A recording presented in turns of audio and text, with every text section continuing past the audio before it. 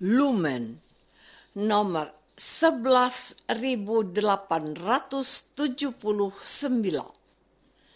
12 Februari 2025.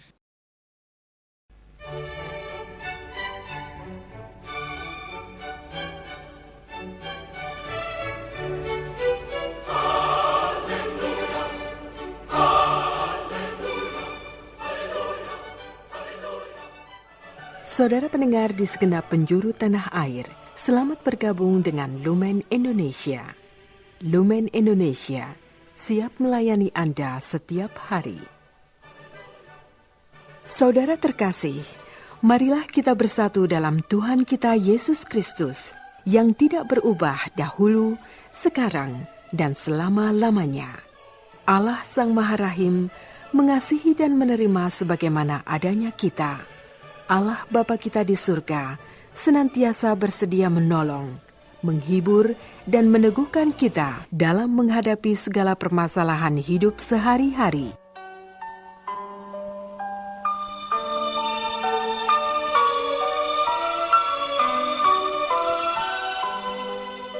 Saudara-saudari, marilah kita mendengarkan renungan dengan judul Mengapa Najis?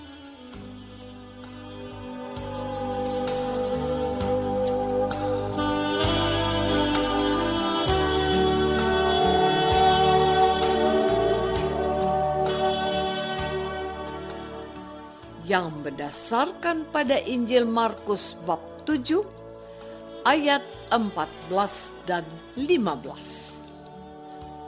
Lalu Yesus memanggil lagi orang banyak dan berkata kepada mereka, "Kamu semua dengarkanlah. Apapun dari luar yang masuk ke dalam seseorang tidak dapat menajiskannya. Tetapi apa yang keluar dari seseorang, itulah yang menajiskannya."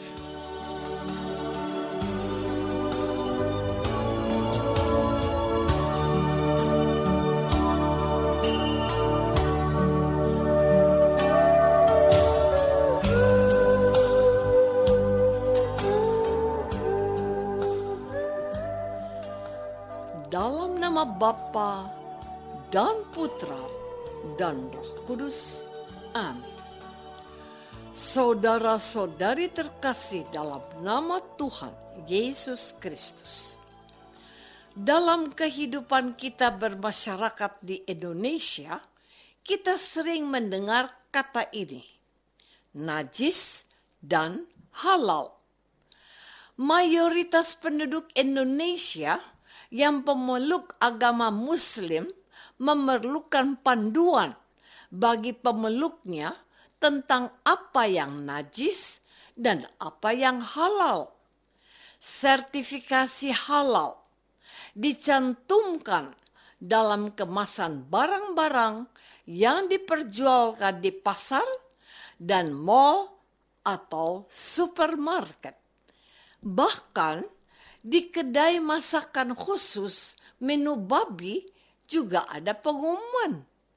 Masakan ini tidak halal untuk orang-orang Muslim.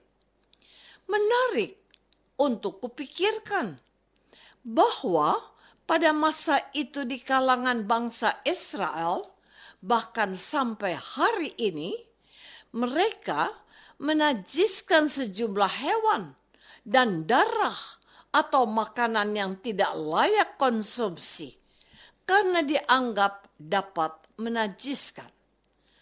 Apakah hari ini hal itu masih berlaku juga? Bagi orang Muslim, daging babi adalah najis. Jadi, mereka mengharamkannya. Orang Kristen, Hindu, dan beberapa pemeluk agama lain tidak mempermasalahkannya. Menarik petikan anekdot yang dikatakan seorang komedian ini.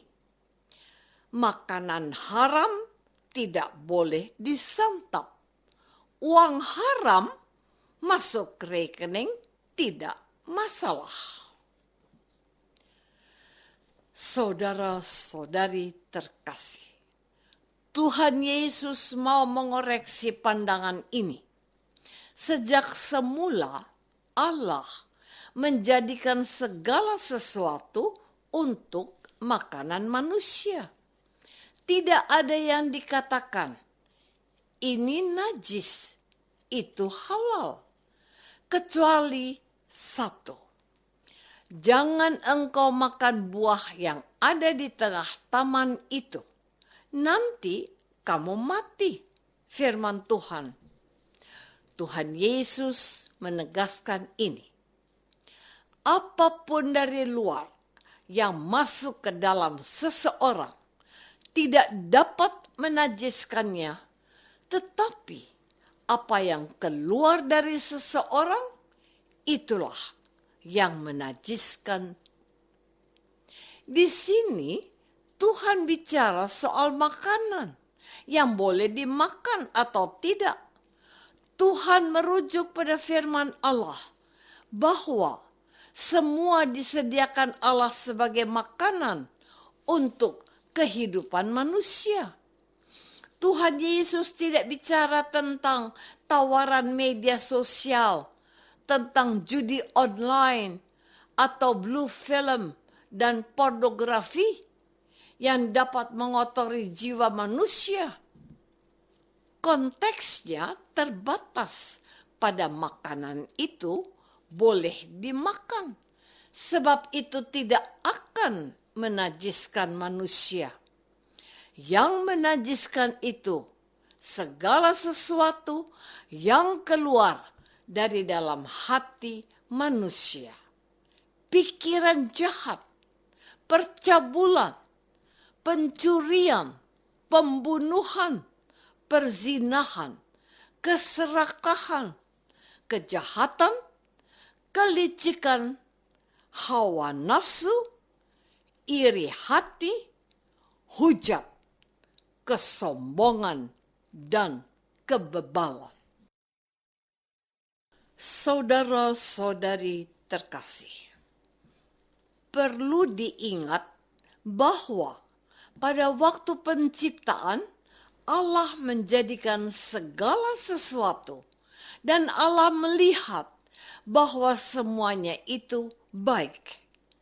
Dalam refleksi teologis penulis kitab Kejadian, para teolog yang disebut kaum Yahwist dan Elohist, mereka menggambarkan bahwa Allah menjadikan segala sesuatu dari yang tidak ada menjadi ada.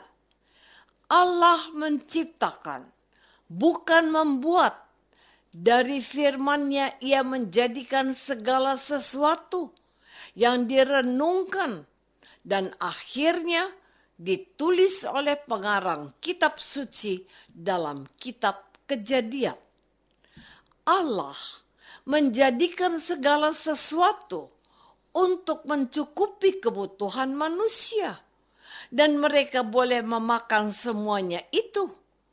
Berfirmanlah Allah, lihatlah, aku memberikan kepadamu segala tumbuh-tumbuhan yang berbiji di seluruh bumi dan segala pohon-pohonan yang buahnya berbiji. Itulah yang akan menjadi makananmu. Kejadian bab 1 ayat 29. Allah telah mengingatkan kepada manusia pertama, Adam dan Hawa. Dan mereka tahu buah pohon-pohonan dalam taman ini boleh kamu makan. Tetapi tentang buah pohon yang ada di tengah-tengah taman, Allah berfirman, jangan kamu makan atau raba buah itu. Nanti kamu mati. Kejadian bab 3 ayat 2 dan 3. inilah yang harus ditegaskan kembali. Dan Tuhan Yesus sudah mengajarkan itu kepada para pengikutnya yang tidak hanya berasal dari kalangan bangsa Yahudi. Bangsa Yahudi dalam perjalanan beriman kepada Yahweh membuat banyak aturan dan menegaskan bahwa baik hewan atau tumbuhan tertentu, juga makanan tertentu tidak boleh mereka makan, dianggap najis. Namun hari ini Yesus menegaskan kepada semua orang yang percaya kepadanya, segala makanan itu halal, boleh dimakan dan tidak dapat menajiskan manusia. Saudara-saudari terkasih, dalam karya pelayanan para rasul, bagian najis dan halal ini menjadi perdebatan. Sebab banyak murid baru yang bukan berasal dari pemeluk agama Yahudi. Mereka itu orang Yunani, orang Roma, dan bangsa-bangsa asing lain. Mereka memakan makanan yang dianggap najis oleh pemeluk agama Yahudi. Pemeluk agama Yahudi sendiri mengalami kesulitan dalam kebiasaan baru ini. Sebab apa yang dahulu dianggap najis, sekarang diperbolehkan. Tuhan Yesus memberikan penegasan umum kepada pendengarnya bahwa segala sesuatu yang baik dan disediakan oleh Allah sebagai makanan manusia adalah halal. Tuhan Yesus berfirman, bukan yang masuk, tetapi yang keluar dari manusia itulah yang menajiskan. Baiklah, orang Kristen menghargai ciptaan Allah sebagai karunia yang baik. Tetapi jangan lupa, tubuhmu adalah bait Allah, Roh Kudus. Jangan kau nodai dengan kejahatan yang keluar dari dalam hatimu.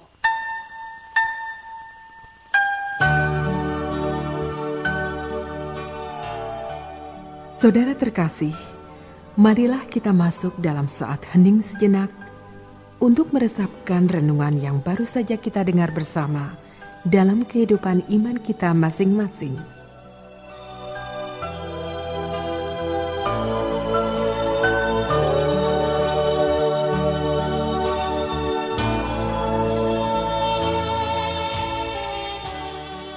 Apakah aku memelihara hatiku suci murni, sebab aku tahu tubuhku adalah bait Allah? Marilah kita berdoa. Bapa yang Maha Baik, terima kasih sudah mendidik kami untuk menguduskan hidup kami dengan memelihara hati yang baik, yang suci, yang berkenan kepadamu. Mampukan kami melaksanakan perintah putramu, Tuhan dan pengantara kami. Amin. Semoga kita semua selalu dinaungi dan dibimbing oleh berkat Allah yang Maha Kuasa. Dalam nama Bapa dan Putra dan Roh Kudus. Amin.